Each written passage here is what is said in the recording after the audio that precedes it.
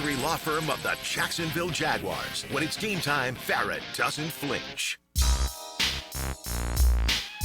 Into the Night with Rick Ballou on 1010XL 92.5 FM. Nights are always fun here at Twin Peaks, here till 8, and it's always fun when Nole Lawrence-Staple just sounds like a football player. National champion at Florida State, and of course played with the Cleveland Browns. He's our Florida State analyst. And you're fresh back from God's country. You went out there with some friends.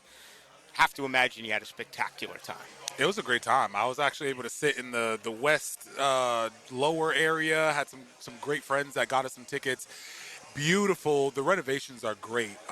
Surprising, a lot of people are continuing to pour in and to really support this team right now. It was pretty much a packed house, and it was awesome to see and awesome to be a part of. It's a very fickle state. If you win, they come. If you don't win, they begin to disappear. But that has not been the case for Florida State. And I got to say, I'm a little bit surprised by this because you keep hearing the opinion that Norvell's not the guy, yet it feels like most of the fans, I don't know what it is. You tell me. What are these fans thinking right now? I don't know. I feel like they're being somewhat forced into a situation to where they are. Norvell looks like he might be coming back next season. Yeah. So it's like you might as well, if you're going to support Florida State, you kind of have to pick a lane. And if you know that Norvell's coming back, let's just go ahead and all in. And that's what it feels like right now.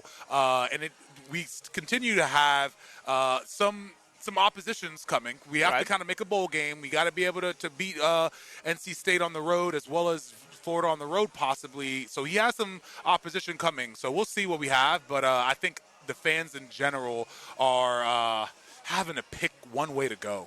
Is it a softer fan base? And I don't expect you to rip the fans, okay? Is it a softer fan base, or is it looking around? I mean, this is like the weakest candidates. It's Lane Kiffin and everyone else. But you kind of shake your head. Yeah. You know, where would Florida State go? And if you're getting a guy, you don't know if he's the guy. Yeah, agreed. And I think that's another big part of it is if we have to go out and spend a bunch of money on someone and still possibly have to like experiment on that coach, why not just keep Norvell? Because if we don't get someone that's an experiment from some lower school, we're going to have to pay big money for that coach. So it's like if we're going to have to pay big money, it's not looking like they want to do that. So you might as well keep Norvell if we have to now try something else. So I think that's a lot of it. As well as when I was there, I got to kind of talk with Alfred. I got to talk with some of the other staff members that I know. And it seems like, again, people are still very much involved with what's going on with Norvell. They're very much bought in. From the sideline field access vibes that I got, it was Norvell is our coach. We are riding behind him until nothing else. That's what it feels like, which is great to see. But at the same time, it's a little concerning. I don't think there's any question about it. If they beat NC State and they beat Florida and they're 7-5, he stays. If they lose one of those, especially to Florida, could it be the end? If you lose both, I have to imagine it is the end.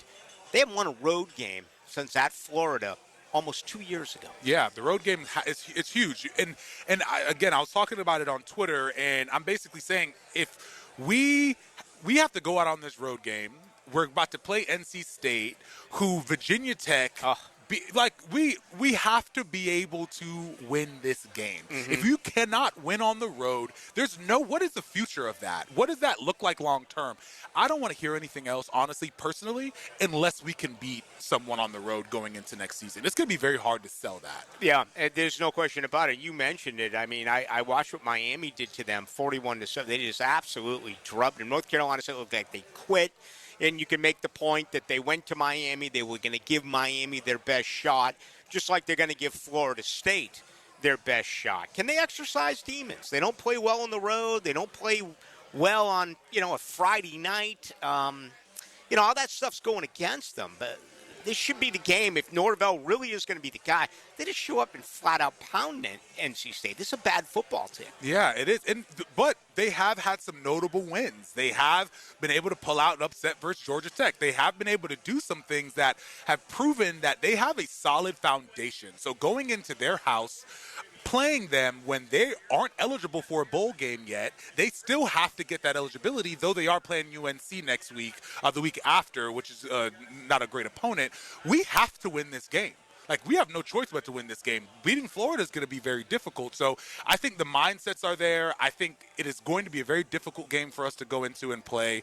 I do want to say that the one positive that we have, which unfortunately is somewhat of a negative if we can't get the ball going, is that when Tommy Castellanos gets the ball and we're able to create a positive impact play on first down and we can get that ball rolling, there's not a lot of teams in the country that can stop us. Yeah. If we do get stopped and put on our heels, it becomes an issue. But I think we are one of the best offenses in the country when it comes to having momentum and building on that. Tommy has to be healthy. Our guys have to respond. But I think we can go into NC State and create a little bit of havoc and possibly squeak out a win if we are on cue. Now, Lawrence-Staple, our guest, our Florida State analyst. Of course, you won a national title at FSU and also played on the defensive line for the Cleveland Browns. You and I had a conversation about this, may have been week 2, week 3. Gus Malzahn is known for riding one back and going with him 20-plus carries again. Still trying to figure out what's going on here with reverses with wide receivers, using 5. Even Cam Davis got in, 6 different running backs on Saturday. I'm one of those who likes 2 backs, but maybe stick with one who's hot. What's going on right now with the running backs? I couldn't even tell you. There was a play where I want to say Keziah Holmes got in and he messed up something and he pulled him immediately. Never saw him again. And I'm like, that's fine. I get it. But I just don't really love that idea of a Sam Singleton getting in and him not getting an opportunity to truly get hot, truly be able to get into a rhythm and see what's going on, see the field. I think you get a little bit more production. I understand keeping guys fresh, but I think we're kind of creating a little bit of a scatterbrain when it comes to the running back room. I'm not a fan of it, but we'll see. We'll see what we got. Yeah. You told us about talking with the higher-ups and a lot of fans. What was the tempo of the team? When you were watching the sideline and things that we don't see on television, are they fully engaged, or some guys checking out? What was your opinion on what's happening with this team? It felt the vibes and energy felt continuous throughout the entire field. I genuinely think that these guys are locked in for the most part. I don't see a lot of guys that aren't really focused or a lot of like playing and just not really keyed in.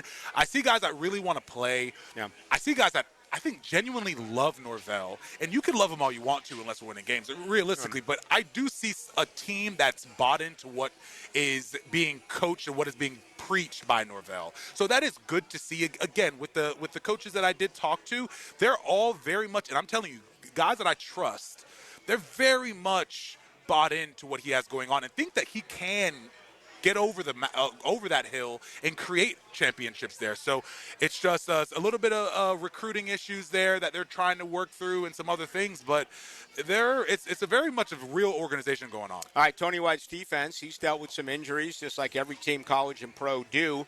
Give us a couple of guys on the defensive side of the football that impressed you on Saturday. Oh, man.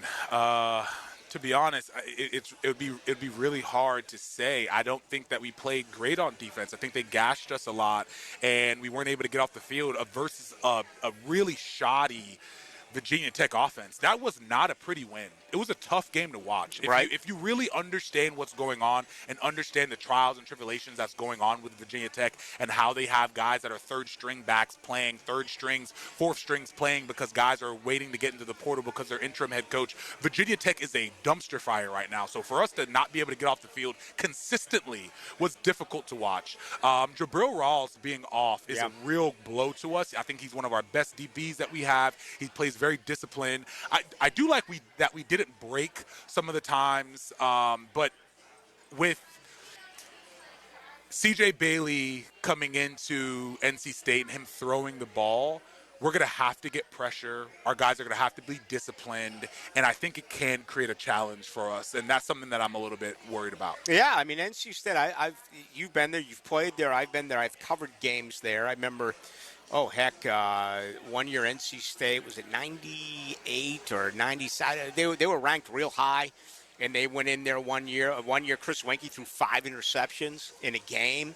Torrey Holt, Wenke threw 4 interceptions. Torrey Holt scored 5 touchdowns for the Wolfpack. Jeez. That was the year they played Tennessee for the national title. But Notre Dame clobbers them, Miami clobbers them, but as you pointed out, they take on a Georgia Tech team.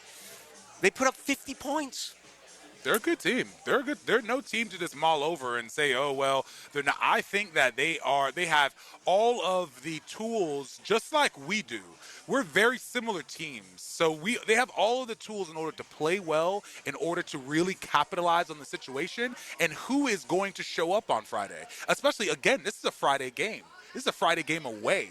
It's really the odds are stacked against us, so we really have to come ready to play. We can't be fatigued. We can't play to the momentum that we typically like to, which is very slow and lethargic starting the game. We have to start the game fast. We have to bring the plays to them, hit them in the mouth early and often. That has to happen in order for us to have a chance to be able to beat NC State in Raleigh. Yeah, because I don't think they're going to win in Florida. I just don't. Florida's a more talented team, even if they have issues right now at quarterback, and that's a tough place to play. I think Florida's had 17 consecutive sellouts. They're going to sell out against Tennessee. They already have. They're going to sell out against Florida State next week. Let's wrap it up with Thomas Castellanos. He's basically left the door open to find out if he can come back and play a year ago. If he can, should he? Should Florida State bring him back next season? I'm really torn on that. I like Tommy. I think that if he has the right people around him, he's one of those guys that I think emerges as I wouldn't say the best leader per se, but I think he emerges as someone that you can really put onto a squad and will respond to certain things. So I do like that. The ability to not be able to throw the ball is very difficult, and we're kind of living with it right now. Though Gus's offense isn't set up for him to be able to throw the ball more than 15 times a game, I do think those 15 times are crucial. They're pivotal in order for us to be able to convert. So I do like Tommy.